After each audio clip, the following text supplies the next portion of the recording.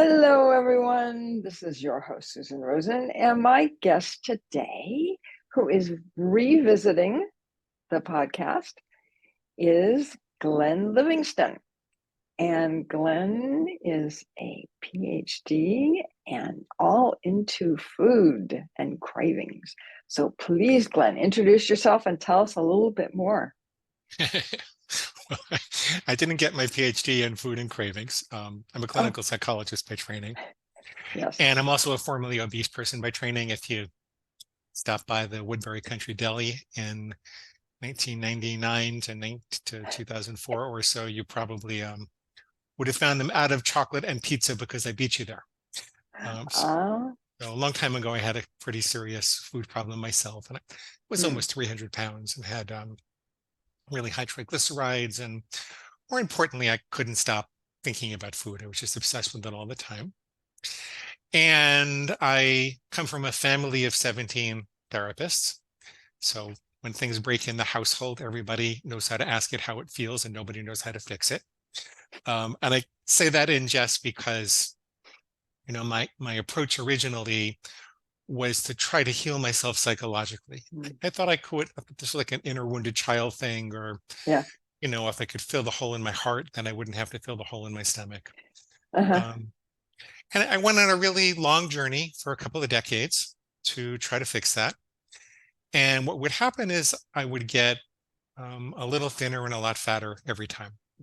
I learned a Mm, lot about myself. It was very soul enriching. I, cried and screamed and revisited all of the events of my youth and did everything you're supposed to do in psychotherapy. yeah. Um, and it made me, I think, a better person, but it didn't really help with the food. Um, at the same time as I was doing that, though, I I was building my clinical practice. I was a child and family psychologist, and I was also consulting for the food industry and the pharma industry, but most of the food industry. I was doing advertising research, and I was exposed to these um, really millions of dollars that were being used to pay research scientists to figure out how to engineer these hyper palatable concentrations of starch and sugar and fat and salt and excitotoxins that would hit the bliss point in our reptilian brain without giving us enough nutrition to feel satisfied. And the result of that was that we would crave more. And that really had nothing to do with, my inner wounded child, or whether my mama dropped me on my head or her mama dropped her on her head. That was a totally external force, a Yeah. non-psychological force Uh-huh. that was creating a type of food addiction. I looked at the advertising industry and I saw that, about 5 or 6 thousand messages about food were beamed at us over the internet and the airwaves every year. But with maybe a half a dozen of those are to eat more, whole fruits and vegetables.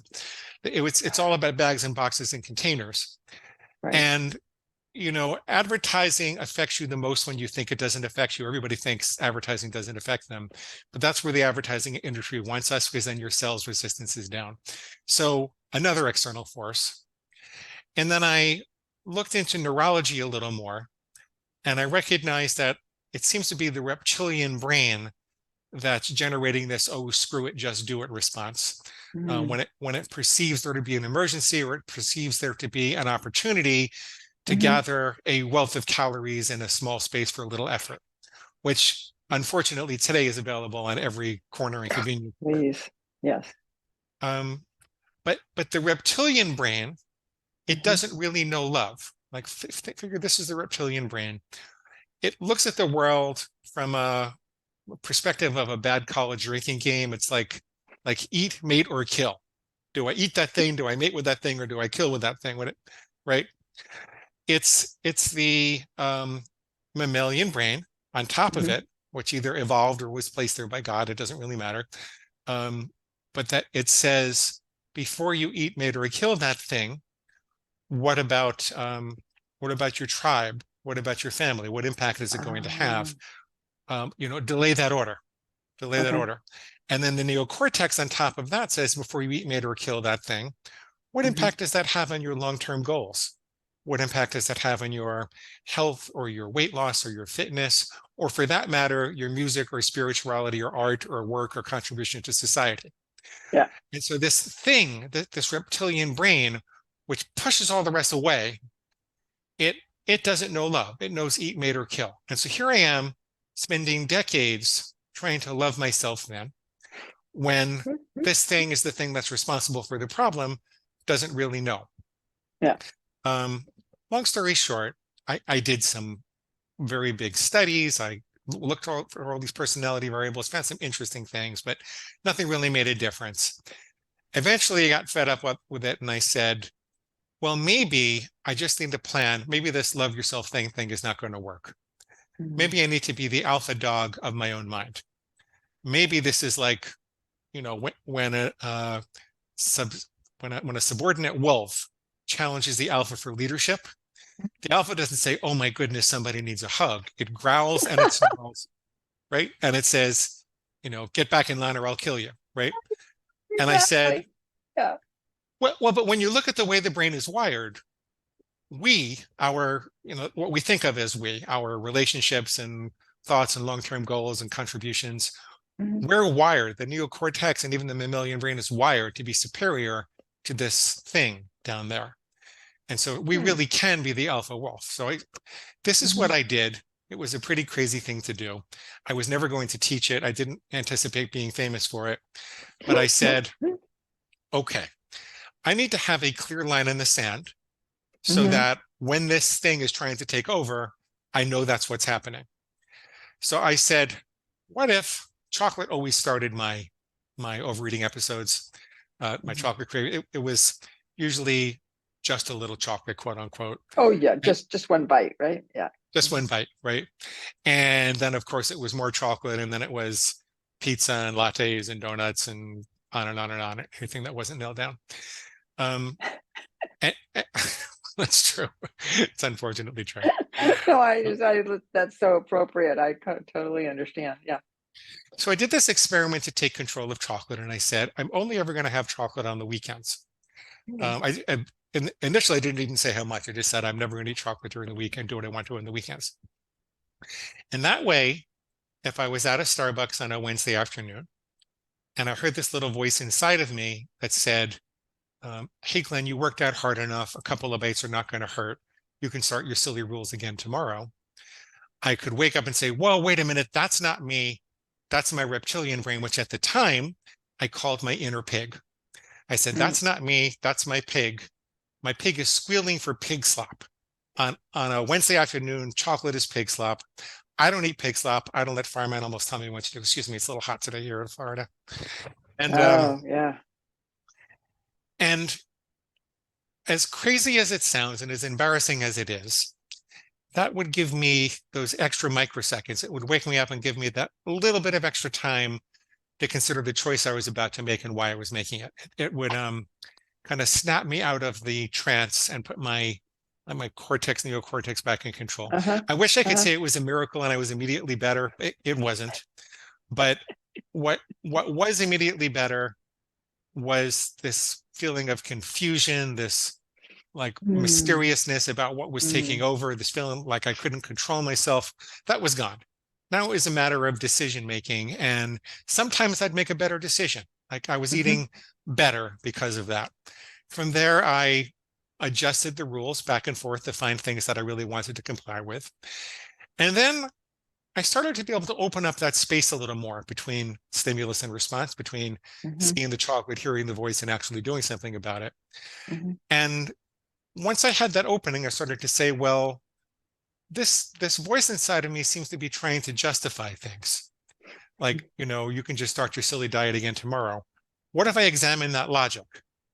And I looked at that logic, and it turns out that it's false. It's not going to be just as easy to start your diet again tomorrow, because what fires together wires together. So if I have the thought, just start again tomorrow, it'll be easy to start again tomorrow. And then I reward that thought with chocolate, I'll be more likely to have that thought tomorrow. I'm digging a deeper groove. If you're in a hole, you got to stop digging. Always use the present moment to be healthy. Yeah. And so I now call that a refutation. And for about 8 years, that's all I did. I would I would refute all the things the pig was saying. Sometimes I could do it in the moment. Other times I would make mistakes and I'd have to refute it post-mortem, like after I Mm. ate a whole bunch of crap. Yeah. But over the course of 8 years, I kept a journal of all the things that the pig said, and it made a tremendous difference. And I got thin over time. I got thin, and my Uh-huh. triglycerides came down, and a lot of things got Uh-huh. better. Um, that would have been that if I wasn't getting divorced. Um, Oops. it would just have been a private journal, but I was getting divorced, and we were intertwined in some things we were doing, and I needed to do something else. And I happened to be a minor part of a publishing company since Mm. given all of my business dealings. Mm-hmm. And I was talking to the CEO, and he said, maybe you should write a book. So Ah. long story short, I wrote a book. We published it.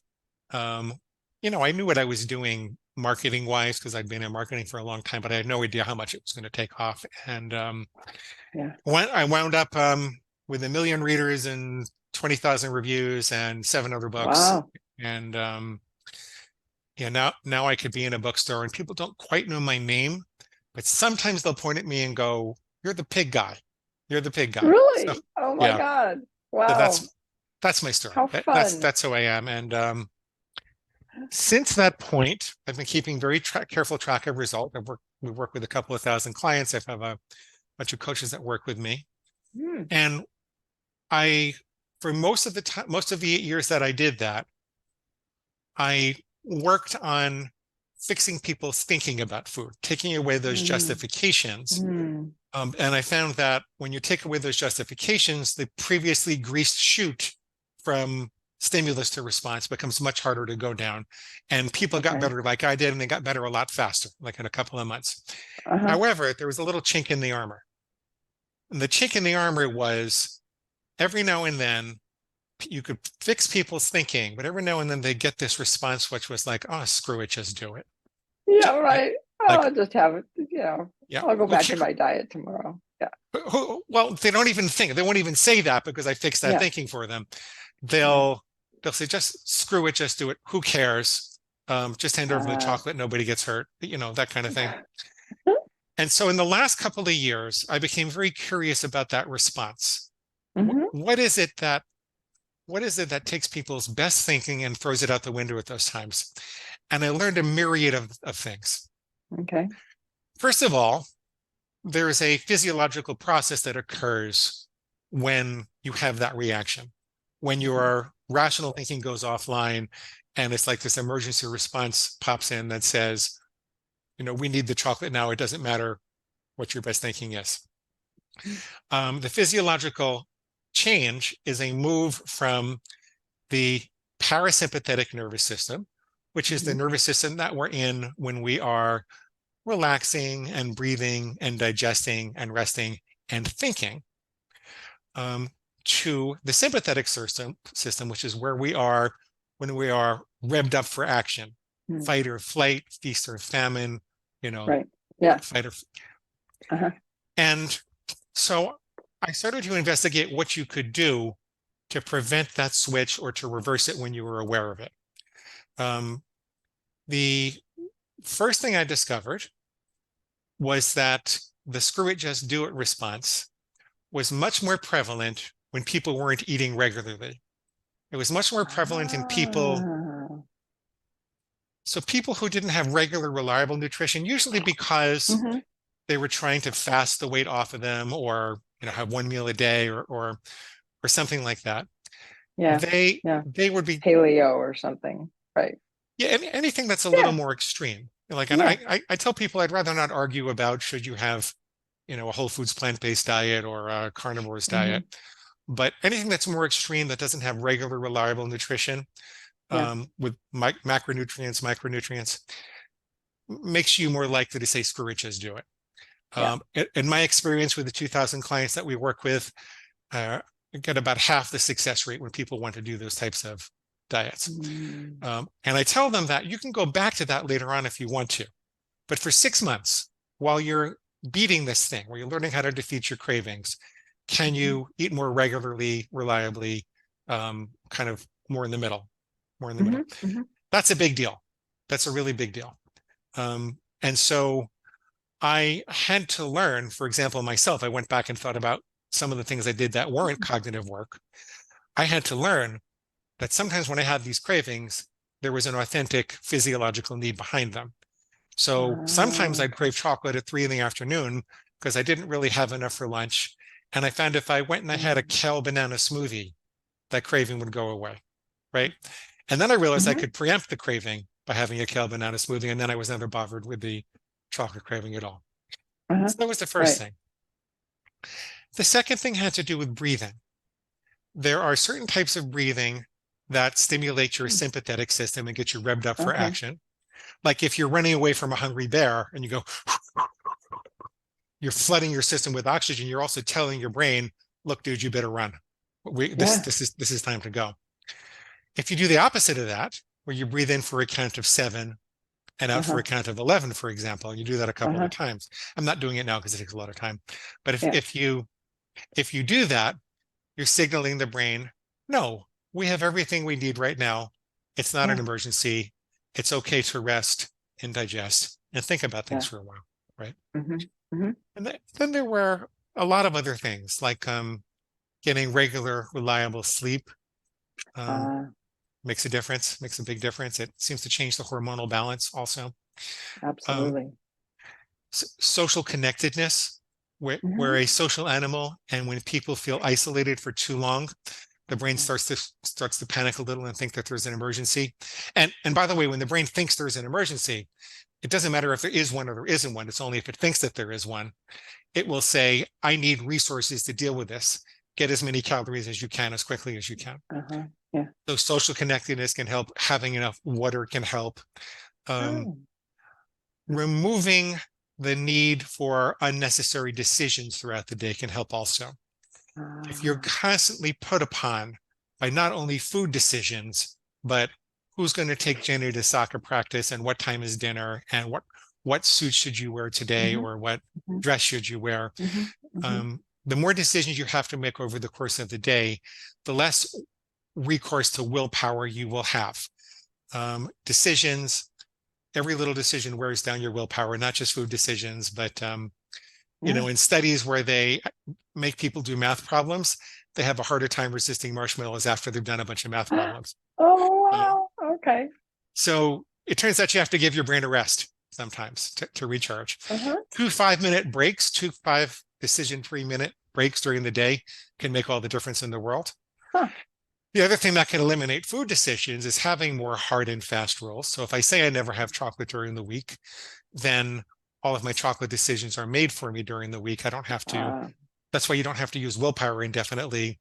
You just kind of become a person that doesn't have chocolate during the week, and character trumps willpower.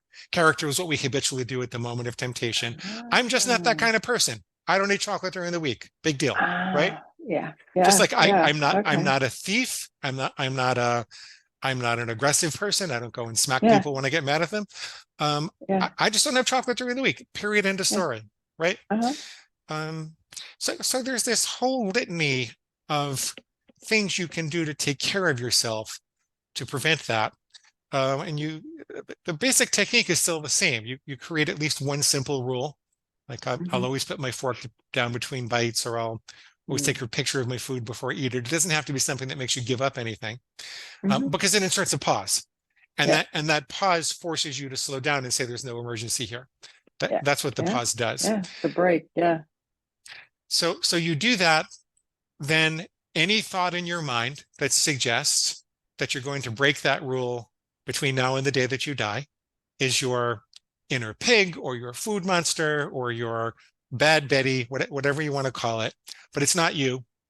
And it's got to be something that you don't want to love and nurture, but something that makes you wake up and say, whoa, who's in charge? I'm not going to let that thing Uh-huh. be in charge. Yeah. And then you listen for that and you engage in all of these parasympathetic activities when you hear it to try to calm the brain. And then you disempower the logic. And Hmm. if you follow this plan, you not only can um, extinguish your cravings pretty quickly. There's a little more to it, but you can extinguish your cravings pretty quickly. Uh-huh. But you'll find that you have a more peaceful, easy, happy life along the process. So I'm thrilled to be doing the work Ah, that I do. I have a new book called yeah. Defeat Your Cravings. Uh-huh. That's all about this and kind of incorporates the best of the best from the old stuff. Um, and yeah, Interesting. Yeah. that was a Yeah. long-winded answer, but that's what I am. That's Oh, what I no, do. no, I loved it. That was great. That was great. So is it the same sort of thing that people can use as well if it, not just food? I mean, maybe quitting smoking or, the same kind of, it's that Yes. same Oh, kind of absolutely. reaction that people have. Having been a smoker at one point in my life, I understand, and food. And they're very similar in, oh, well, I'll just have one. It's okay. I'll just have one. And as soon as you have the Yeah. one, right, you're dead. You're dead. I mean, literally, but and I, figuratively. I actually, well, literally and figuratively, right? Yeah. Actually got the idea. Uh-huh. Um, I was reading some alternative addiction treatment literature, and it was about Mm. alcohol, mostly alcohol and drugs. Okay. Okay. A man named Jack Trimpey wrote a book called Rational Recovery, and Mm. he bifurcates the mind and kind of talked about the fact that this thing inside of us is sociopathic, that it doesn't really know love. All it really wants is its stuff, alcohol, Mm-hmm. drugs, whatever it is.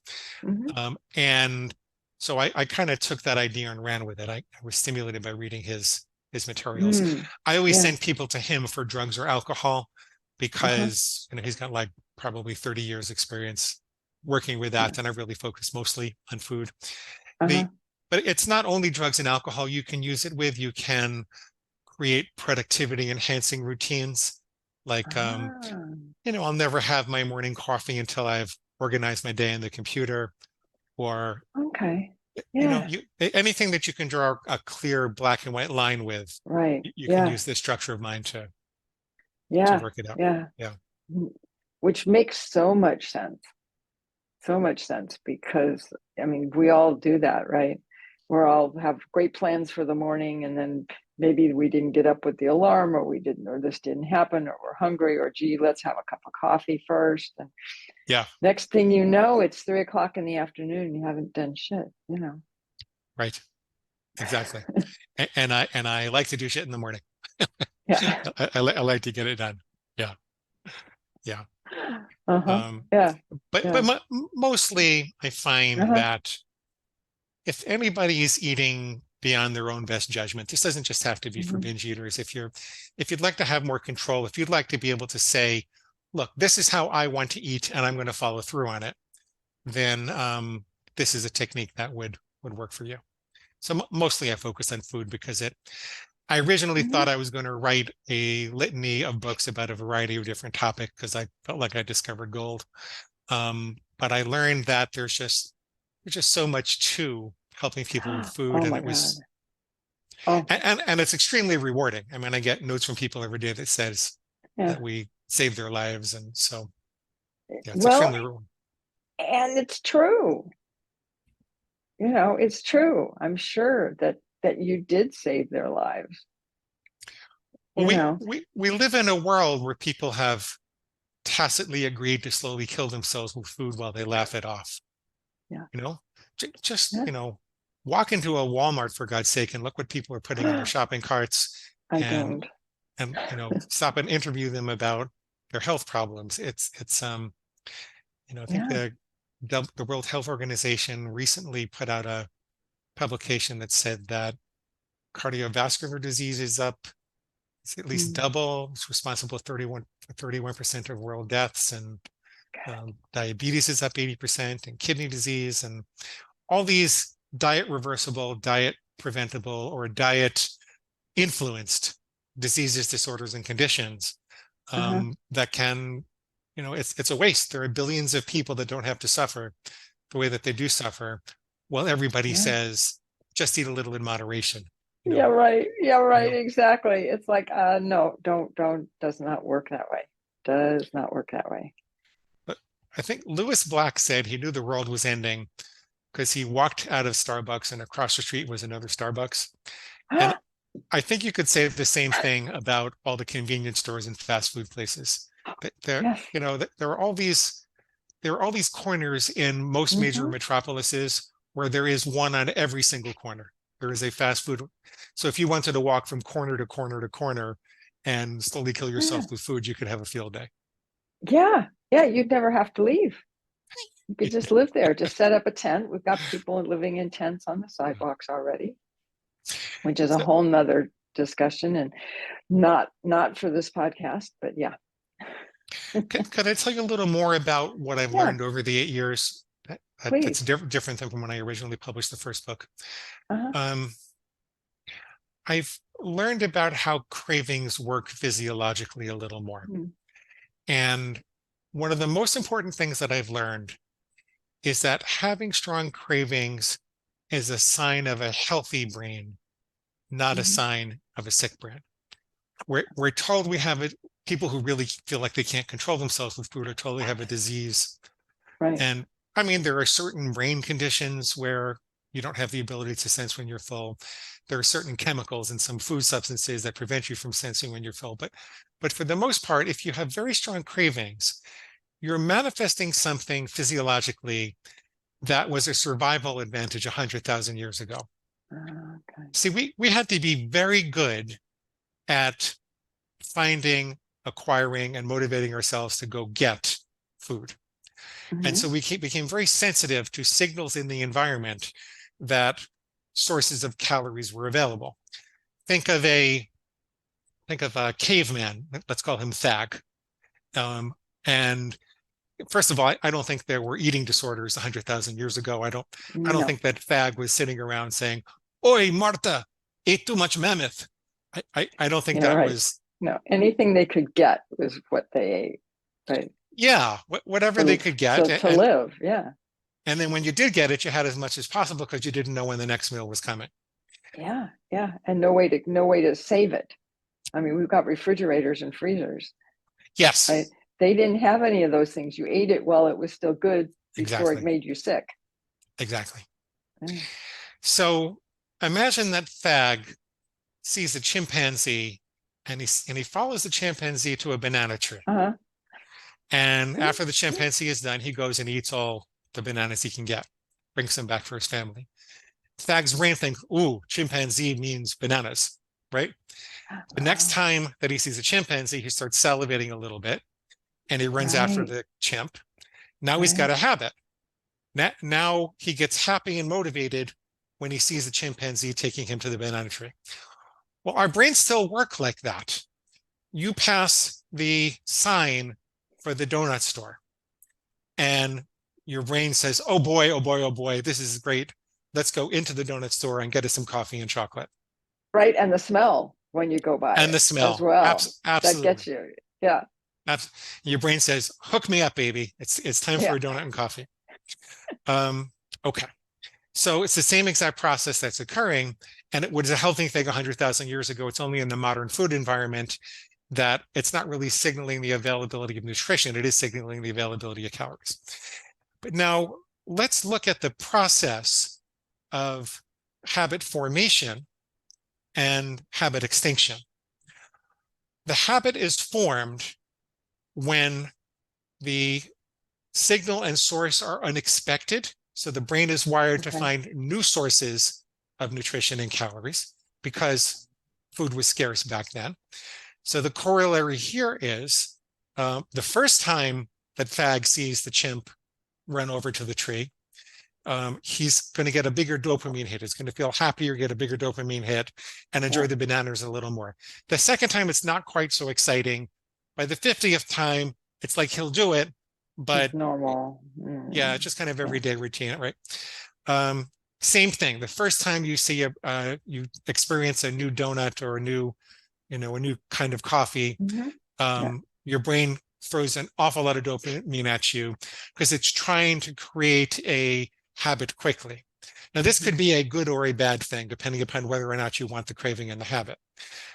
Maybe you don't want to crave a donut every time you pass the store because you're, working on your health for some reason and you don't want to eat it that often.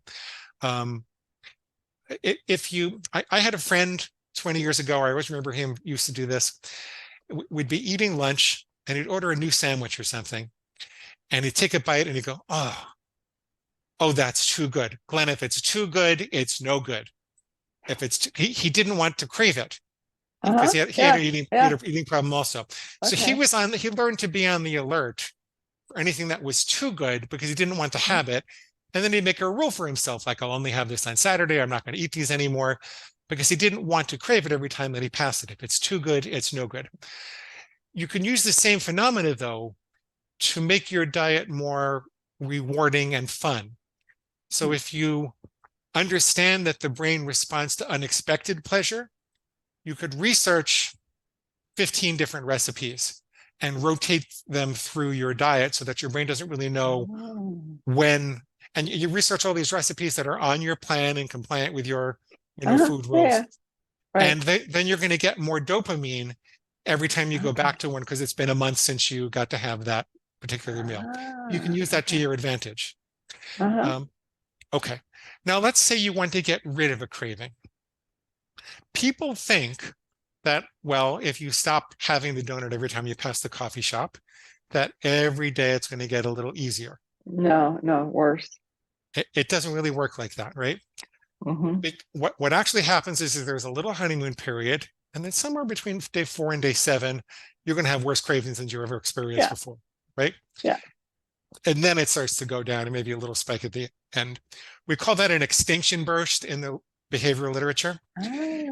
And the reason for it, let's go back to Thag and the banana tree, is that the brain doesn't want to give up learning that acquired nutrition and calories. It doesn't want to give up its source of nutrition and calories.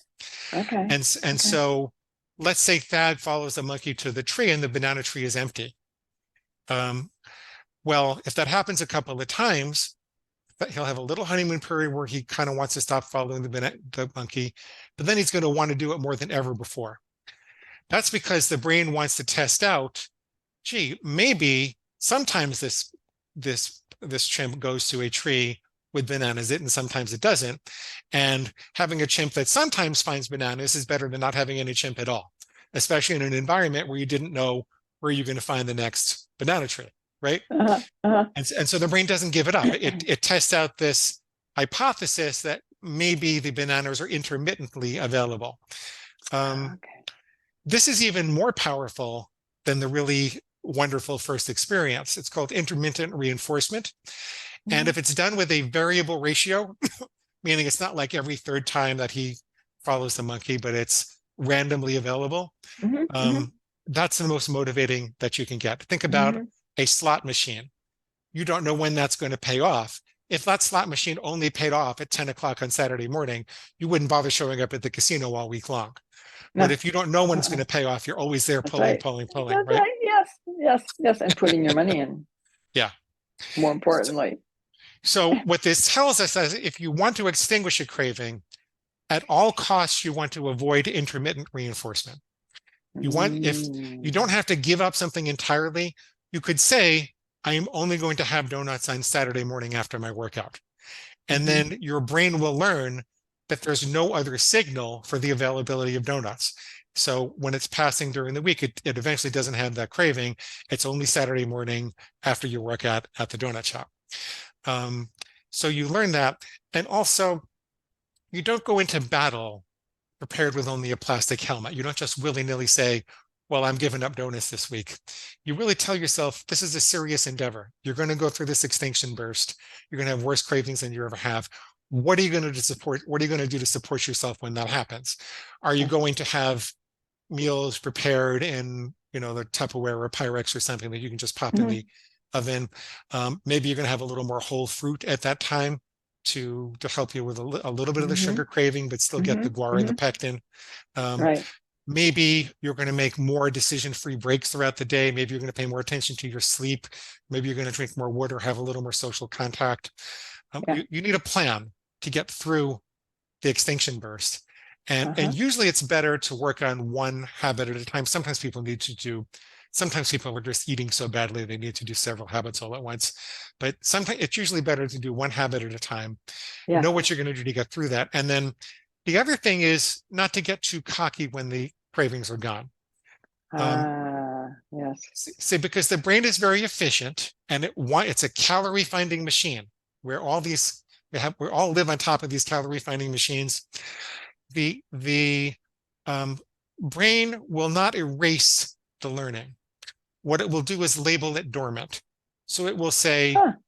monkeys no longer lead to um, banana trees. And so let's not bother this guy. Let's not bother Thag with um, banana cravings whenever it sees a monkey anymore. The craving is labeled as dormant, so the brain doesn't waste energy. But if you signal the brain that the banana is available again, Right. They're boom, back in season. and Yeah. you've reset the extinction curve, and you got to go through it all over again.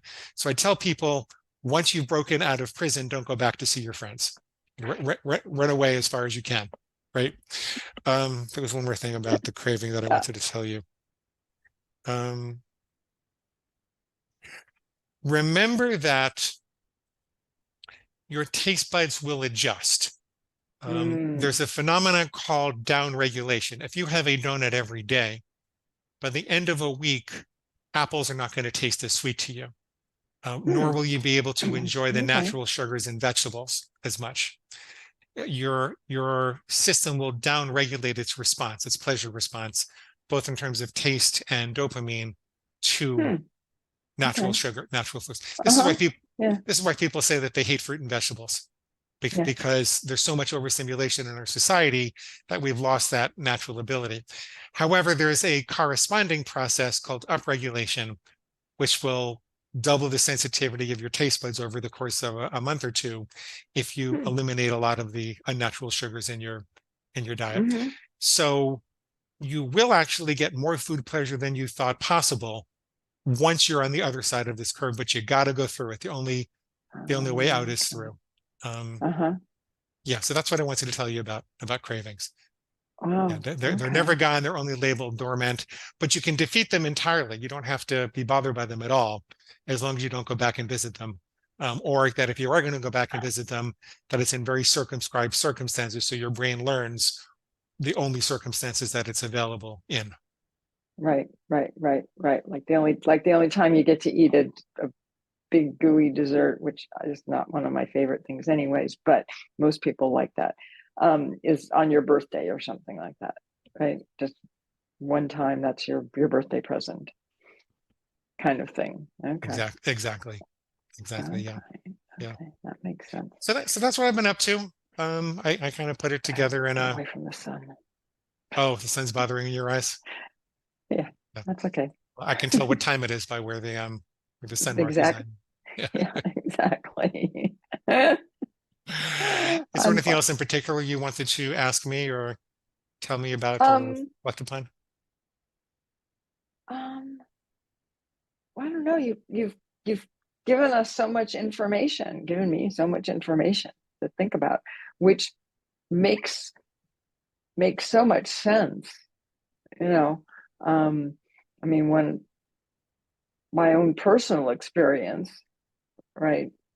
Because I was a fat kid, very fat kid, um, How did you and get thin? actually, I was in graduate school. I had just started graduate school, and and I had been on Weight Watchers, when it first came out, and I don't know what else. I mean, all of these different diets and stuff, and nothing ever worked.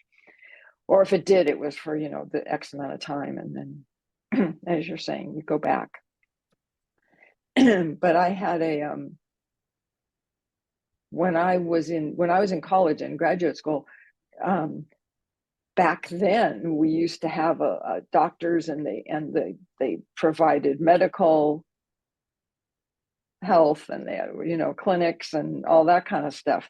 You didn't have to go. Now they don't even have buildings for them, Yeah. let alone the people in them.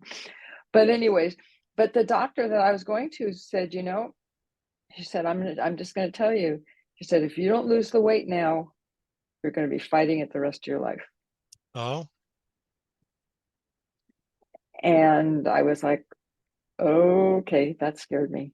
So that's what I did. I started, she gave me a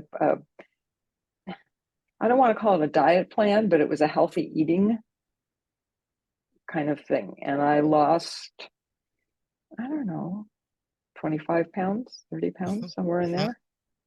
Never put it back on again. I mean, I've gone up a little bit at one point, but Well, good then for I was you. like, okay. Good for you. Yeah, yeah, yeah. She Well, she and she then scared you straight. she did. She did. I mean, and she wasn't nasty about it, or you know what I mean? She was just very common sense, kind of, no, you don't understand. Yeah. But the other thing about the pleasure of like living life as a healthy person Uh-huh. is that you feel more present. You're not digestively distressed all the time. You're not dragging around the extra weight to tire you out. You can move more easily. Right. I remember when I stopped overeating all the time, all of a sudden it felt like everyone was smiling at me. And it was I realized they were always smiling at me. I just wasn't there. I was Uh-huh. thinking about how can I lose the weight and when's my next meal and what am I going to have and how am I going to stop myself from Yeah. having too much and how do I hide the evidence and what event do I have coming up that people are going to see me Yeah. and you can get rid of all that. You don't have to live with that. You can Mm-hmm. just kind Oh, of no, be exactly. present and enjoy your life. So Yeah. Well, and there's so many good tasting foods out there that are healthy. and It the doesn't have to internet. be. I mean, I've never been a lover of chocolate, so that was never my downfall. It's like people could give me chocolate, and it's like, no, that's all right. Go, you eat it. I don't want it. But there were lots of other things that I did like. I've learned to make these brownies Uh-huh. with carob and beans instead of flour and dates instead Ah, of okay. sugar. And they're Ah, still a little rich, so I can't have them that often, but once or twice a month when I really want something that reminds me of that uh-huh. chocolate feeling, I'll do that and it's Uh-huh. delicious. I got it from Dr. Furman, Dr. Furman's Ah, website. But the internet is yeah. a wealth of information. I mean, there are so Oh my God, many. these days. Ah, yeah. Yep. I mean, you decide what dietary philosophy you have. I'm basically salt, starch, oil, and sugar free. And you type it into YouTube or TikTok, and you're going to find a wealth of people who are showing you what to do. So you don't have Ah, to suffer for okay. pleasure. As a matter of fact, you'll get more pleasure out of food Mm. because you're not feeling guilty about it. You're not worried Ah, about the impact it's going to right. have on you physically. Yes. It's kind of like driving is more fun when you know that you're going to stop at the red lights and yield at the yield signs because you can just daydream. You know that the difficult Uh-huh. decisions are made for you. Um, Uh-huh. I find Yeah. that, like Jim Rohn said, a life of discipline is better than a life of regret. And I find that to be very true. I find that the Mm-hmm. more disciplined I've become, the freer that I feel, the more I can enjoy my Yeah. life.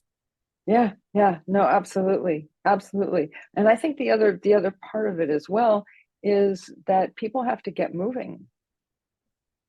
If you're not doing something with your body, Yeah. that's the other side of it. I have the You hardest time eat for convincing my audience. fuel. Yeah, I mean, that's what food was. That's how it started, right? It's for fuel Hmm. so that you can go out and do things. Hmm. And certain kinds of food make you draggy and kind of, your brain doesn't work as well and stuff like that. And people don't put those things together. Yeah. That eating is for living. Eating is Yeah, for living. Most people live to eat instead. yeah, Totally yeah, agree. I yeah, totally yeah, agree. exactly. Exactly. But you know, I don't know. The last 40 years or so with television and all of that kind of stuff, and now with the internet and everything, I mean, that's not the message that they give, I mean, we're unless you not watch specific things. But we're not really built to spend our days between four walls staring at a screen hoping that yeah, electrons are going to flow into our bank account. It's not really how we're meant to live, you know? And the older I get, the more time I spend outside, the more that I Yeah. breathe, and I realize, it is what it is. We live in kind of a crazy world. Jakarta Krishnamurti, I think that's how you pronounce his name. Uh-huh. He said Yeah. that it's no sign of health to be well adjusted to a profoundly sick society. It's no sign of health to be well adjusted to a profoundly sick society. Oh So, God, so I, yeah. I don't strive to be average. I don't strive to be normal. Yeah. I don't want to be like everybody else because Right. everybody else is slowly deteriorating after age 50. To the point that they're going out in pieces. They're having all these surgeries and disabilities. Oh And my God, yes. yeah, I don't strive for that. Just about every male in my family has had a heart attack by the time they're 40. Oh my And God. I've escaped that fate. I got my Uh-huh. eating together right around the time I was 40. And I'll be Okay. 60 this year. And All right. seems like I've escaped that fate so far. And Good I, deal. I periodically run into someone in their mid 80s or even early 90s at the top of the mountain. And I think, man, I'm going to be that person. I'm going to get up there when I'm 85. I'm going to be there. So Wow. Yeah. Yeah. Well, I don't do mountain climbing, but but I like my husband and I go for a walk.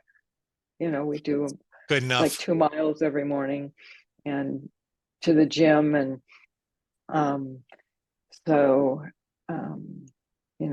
my husband was an athlete Hmm. growing up. I mean, literally, on the football team and Hmm. all that kind of stuff, basketball and all that. And so he's still into that, right? He has to, which is great because it has dragged me into going into the gym. That's great.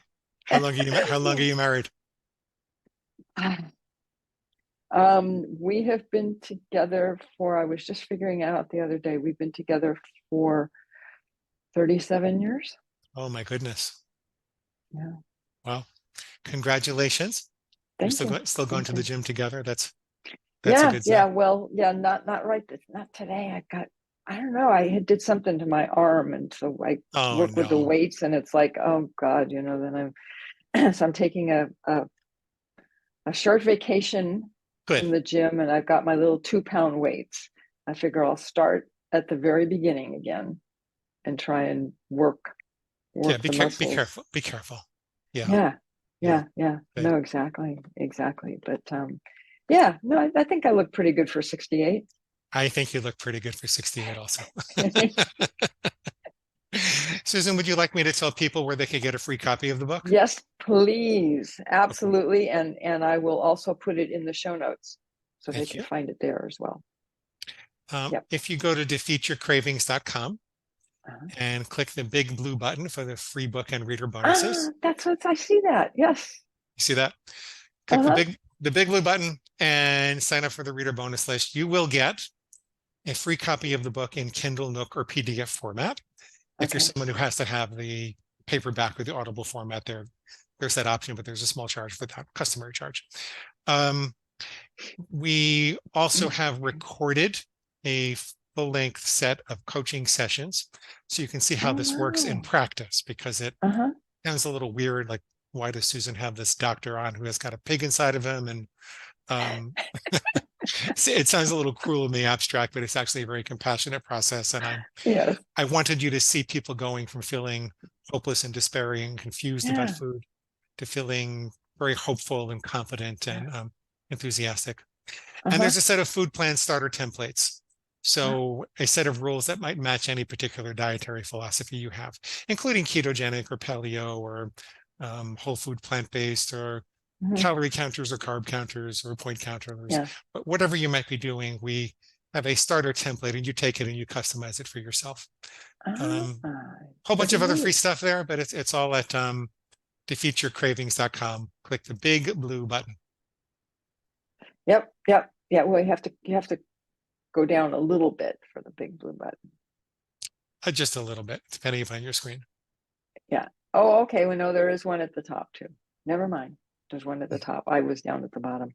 Oh, I see. There's one at the top and the bottom. Yes. Yes. You make it very easy for everybody. You can also click the free stuff link in the navigation bar. Ah, Yes. If you go to defeatyourcravings.com, you won't have a problem, I promise. I know it's pretty obvious, unless Um, you get pulled in by the picture of all the food. that's true. But a lady standing victorious on top of all the food, right? That's right. Yes, Yeah. yes, yes. Like But victory she's a sign. lot smaller than the pizza and the Oh, well, the reason for that is that besides having to fit it on the website, yeah. but the reason for that is that food feels overwhelming and impossible to beat. People get very despairing about, Mhm. they'll say I fought a war with a pizza and I lost. Um, but that's You're what it right. feels. They do. They do. Yeah, Yeah. they do say that. Yeah. So I kind of wanted to depict being able to defeat that despite perceiving it like Yeah. that. Yeah. Yeah. Yeah. Anyway, No, and I had to absolutely. fit it on the website too. Yes. Yes. Yes. Yeah. I know. Maybe she could have a green shirt on or a blue shirt or something, just so she's not the same color Oh, that's an idea. as all the food. So, It's so just a people, suggestion. okay. Thank you, Susan. Thank you. Okay. Is there anything else? Nope, nope. I don't think so. I don't think so. People are going to know where to find you, which we've already told them, but I will put it, as I say, in the show notes. And I will say what I always say at the end, which is neither of us are doctors, and this Right. is not medical advice. Right. Um, and that I have no doubt that if people have questions, that you'll be happy to help them with that as well at your website. Yeah, there's a I would contact us button assume. if you need to Yeah, contact us. Sure. yeah. Sure. Okay. So that's it, and I will see everybody next week. Okay.